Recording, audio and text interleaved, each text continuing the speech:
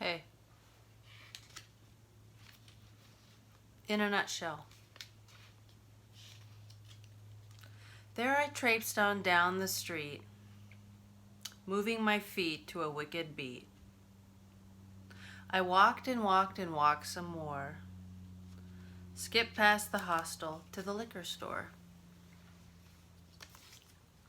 There I waited for him that night, but found him not, he was out of sight. So I churned on up that street from hell, where all the girls have flesh to sell, and walked up to the steps of Rome, that grand cafe that I called home. I thought I'd chill out for a while, let the locals check my style. And then I got on up to go, had to find him, couldn't stop the show.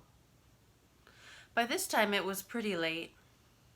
The air was chilled, my cold feet ached. But I trudged on to find my man, that tall dark guy come from Iran. And nowhere was he that I saw, so I belted out a loud guffaw. And crushed my smoke and went to dance. The clubs were open, I'd one last chance. I found him spinning on the floor, and when I did, 'twas sparks galore. We grooved and danced and spun all night, laughed our heads off, peeled out of sight. We met the morning with our lips locked. On top of Lombard, the deeds would shock. But then I found myself in chains, bound to this chump who held the reins, burning cigarettes on my thighs, feeding me a river of lies. He was cruel, that wicked man, tall and dark and from Iran. A mighty maelstrom soon did form, and I got caught up in the storm. I finally left that cracked out scene, and the man that was so mean.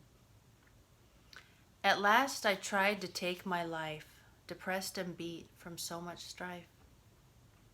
But something stopped my cold attempt, and to end my life, make me exempt.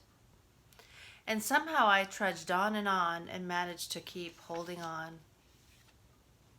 A few more years went by, they did. I still had pain from folks I hid.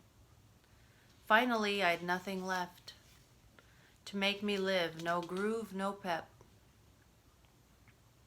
So once more I fixed to die, sure that none would stop my try. Just then a phone call came and I picked up.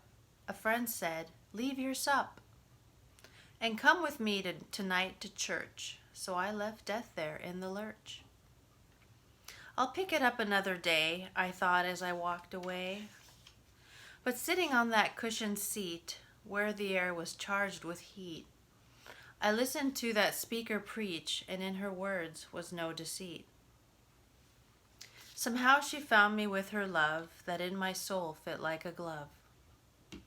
Her message reached down past my head and gripped my heart, lifting the dread.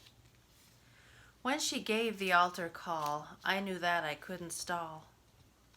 So I walked on shaky legs that night to see if she could help my plight. And when I looked into her eyes, I saw compassion from on high. As she led me in a prayer, I left my old self standing there. I made him the Lord of my heart and felt the pain from me depart.